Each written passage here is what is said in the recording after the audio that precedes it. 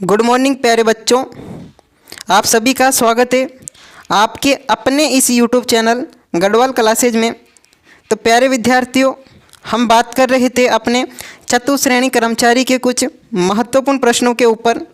और आज की क्लास इतनी महत्वपूर्ण है कि आपको जितनी भी क्लासें पढ़ाई उन सभी में से इससे महत्वपूर्ण कोई क्लास हो ही नहीं सकती, क्योंकि इस क्लास से मैं आपको गारंटी के साथ बोल दूं कि एक प्रश्न आपका चतुश्रेणी में मिलेगा।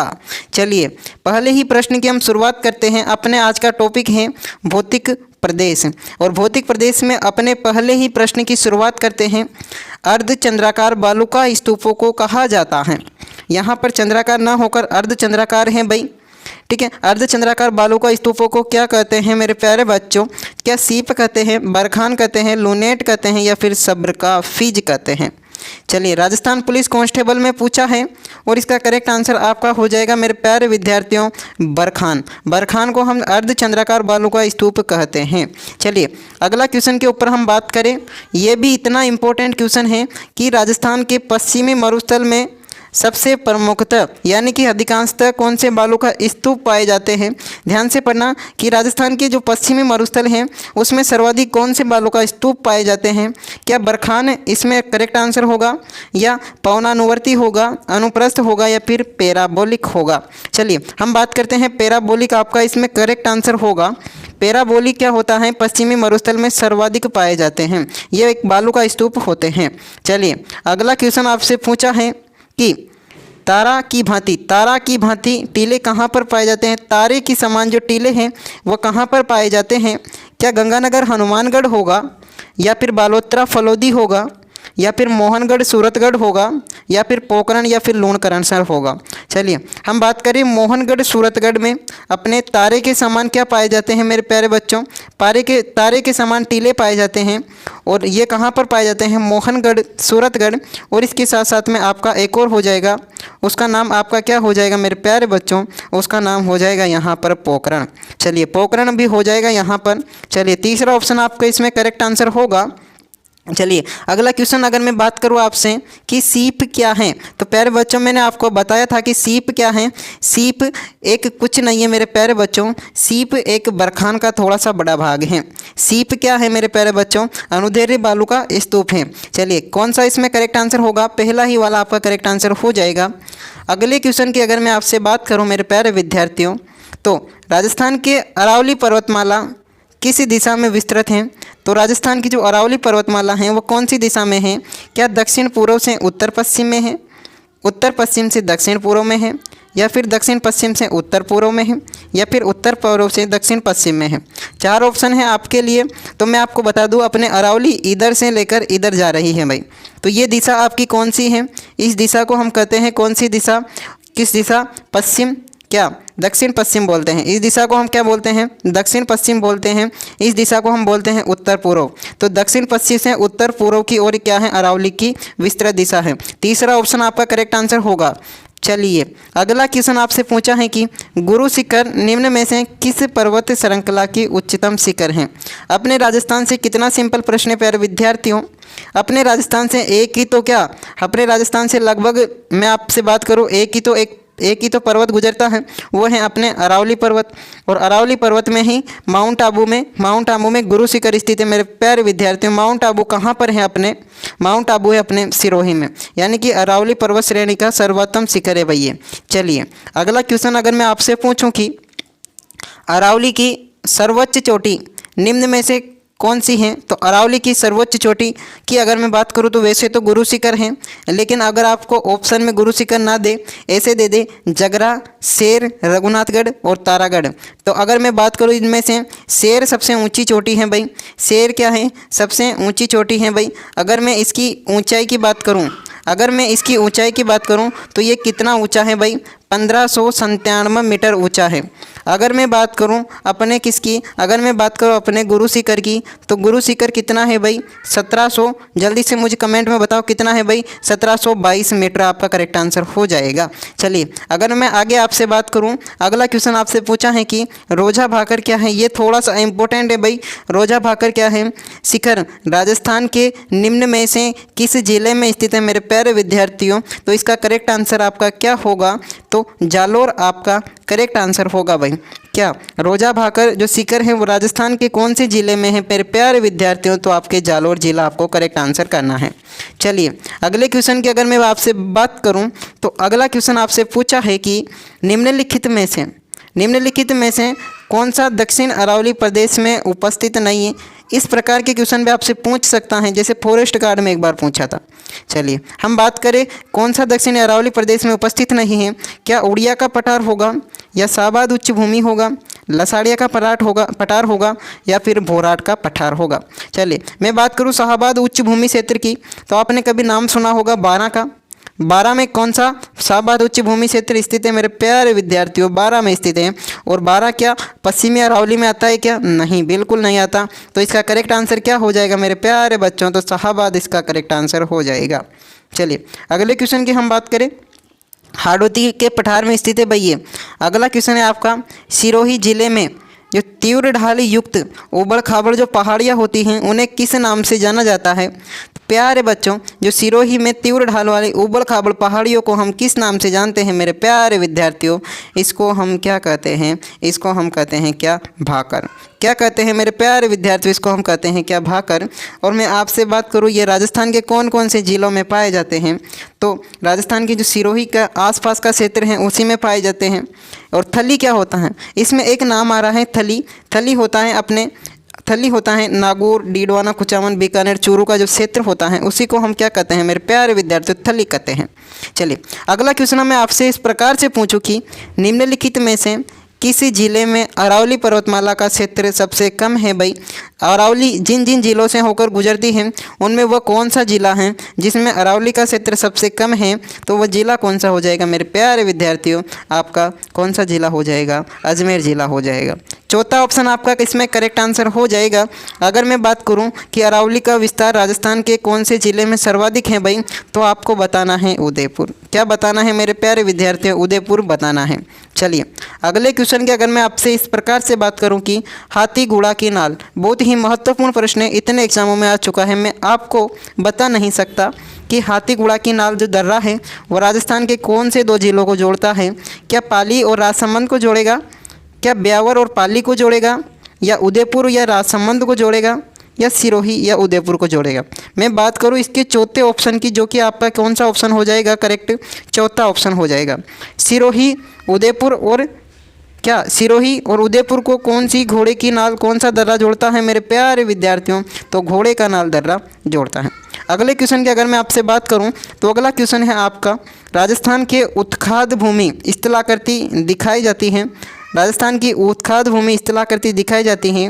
क्या कोटा बूंदी होगा, जैसलमेर बाड़मेर होगा, गंगानगर हनुमानगढ़ होगा, या सवाई माधोपुर करौली धौलपुर होगा? चलिए हम इसके आंसर की बात करें तो राजस्थान के सवाई माधोपुर, करौली और धौलपुर आपका करेक्ट आंसर होगा।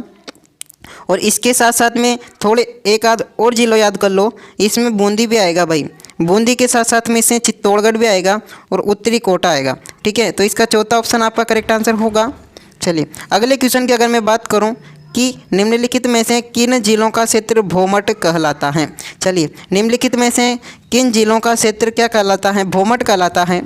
और आपके लिए ऑप्शन है डूंगरपुर, उदयपुर, सिरोही, अजमेर, बीकानेर, चूरू, सीकर, चूरू और बाड़मेर, जालोर और सीकर।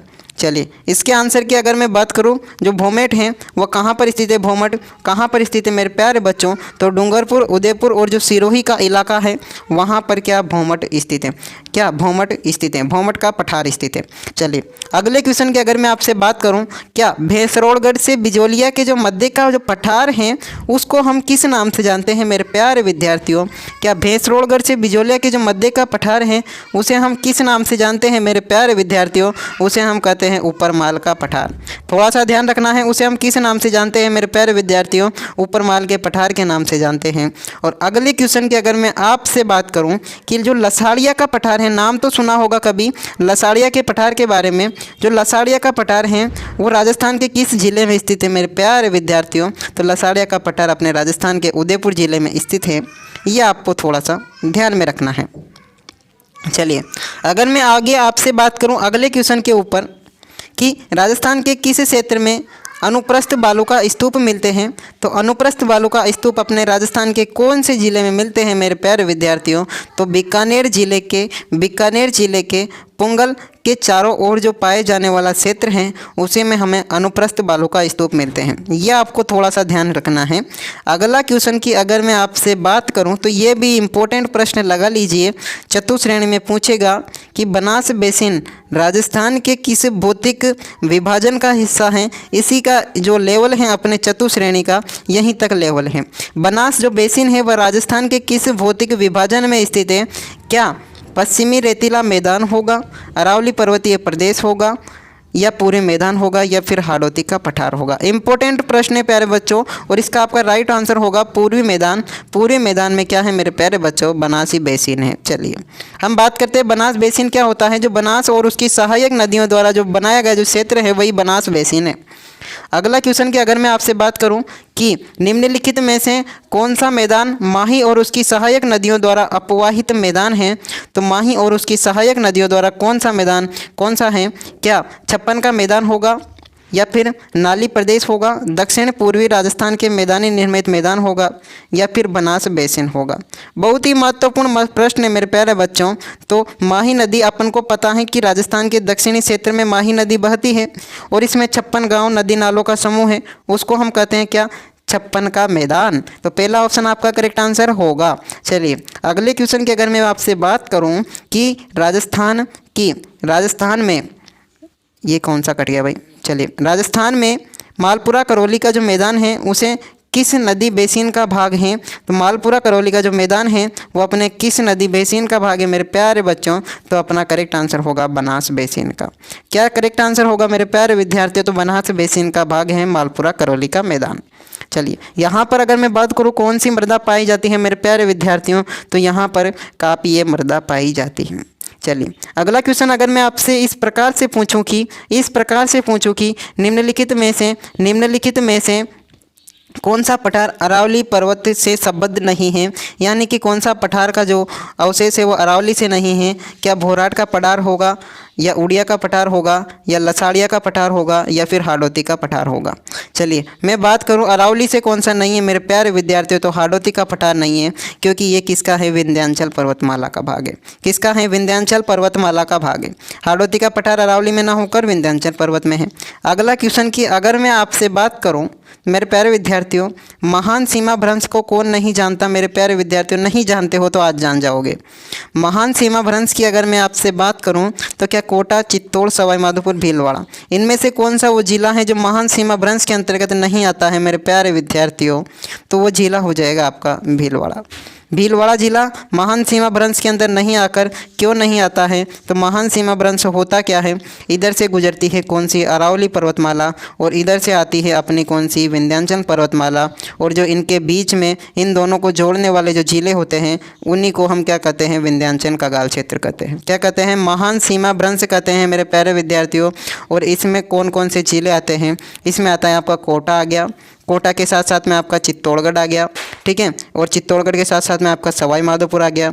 इसके साथ साथ में आपका एक बूंदी आ जाएगा, बूंदी के साथ साथ में आपका करौली आ जाएगा, करौली के साथ साथ में आपका कौन सा आ जाएगा? चित्तौड़गढ़ आ जाएगा, ठीक है, ना कि भीलवाड़ा। भीलवाड़ा नहीं आता है भाई, ठीक है। चलिए अगले क्वेश्चन की अगर मैं आपसे बात करूँ तो कौन सा है भाई? ये यही है। चलिए अगले क्वेश्चन की अगर मैं आपसे बात करूं तो ये तो हो गया भाई। चलिए क्वेश्चन है आपका कि विंध्यन कगार हिस्सा क्या है? विंध्यन कगार हिस्सा क्या है मेरे प्यारे विद्यार्थियों? क्या वागड़ का मैदान होगा, क्या अरावली का प्रदेश होगा, या फिर थार का मरुस्थल होगा, या फिर हाड़ौती का क्षेत्र होगा? चलिए विंध्यन कगार क्षेत्र की अगर मैं बात करूं तो हाड़ौती का विंध्यन कगार क्षेत्र के अंदर आता है। क्यों आता है मेरे प्यारे बच्चों? क्योंकि हाड़ौती का जो क्षेत्र है उससे इधर क्या है? विंध्यन पर्वतमाला है। विंध्यन पर्वतमाला का जो अंतिम छोर है वो हाड़ौती है, इसलिए इसको हम विंध्यन कगार क्षेत्र कहते हैं। चलिए अगला क्वेश्चन मैं आपसे पूछूं कि जो डंग गंगाधर उच्च भूमि हिस्सा है, वह डंग गंगाधर उच्च भूमि जो हिस्सा है उसमें क्या होता है? क्या अरावली की श्रृंखला में स्थित है, हाड़ौती के पठार में स्थित है, पूर्वी मैदानी का भाग है, या फिर थार का मरुस्थल है? अच्छा प्रश्न है प्यारे विद्यार्थियों, और इसका करेक्ट आंसर आपका क्या हो जाएगा? इसका हो जाएगा आपका हाड़ौती का पठार। डंग या फिर गंगाधर उच्च भूमि प्रदेश के नाम से प्रसिद्ध है। ये क्यों है? क्योंकि ये अपने अपने इसकी औसत ऊंचाई कितनी है, इस पठार की औसत ऊंचाई कितनी है मेरे प्यारे विद्यार्थियों, तो समुद्र तल से 450 मीटर ऊंचा है। ठीक है, चलिए अगले क्वेश्चन की अगर मैं आपसे बात करूं कि मुकुंदरा की पहाड़ियां कहाँ पर स्थित है प्यारे विद्यार्थियों, क्या हाड़ौती के पठार में है, भोराट के पठार में है, अरावली की पहाड़ियों में है, या छप्पन के मैदान में है। अच्छा प्रश्न है मेरे प्यारे विद्यार्थियों, और इसका आंसर भी आपका इससे भी अच्छा होगा, तो इसका आंसर आपका होगा हाड़ौती के पठार में। हाड़ौती के पठार में जो कोटा झालावाड़ के जो बीच का क्षेत्र है वहीं पर मुकुंदरा की पहाड़ियाँ स्थित हैं। अगला क्वेश्चन मैं आपसे पूछूं कि निम्नलिखित में से बालू का स्तूप प्रचलित पवन की दिशा का समानांतर विकसित होते हैं, किसके समानांतर विकसित होते हैं, उसको हम क्या कहते हैं मेरे प्यारे विद्यार्थियों, तो उसको हम क्या कहते हैं, उसको हम सीप कहते हैं। सीप के बारे में थोड़ी देर पहले भी मैंने आपको बताया था प्यारे विद्यार्थियों कि सीप क्या होते हैं, ये भी मैंने आपको बताया था। इसका करेक्ट आंसर आपका सीप होगा।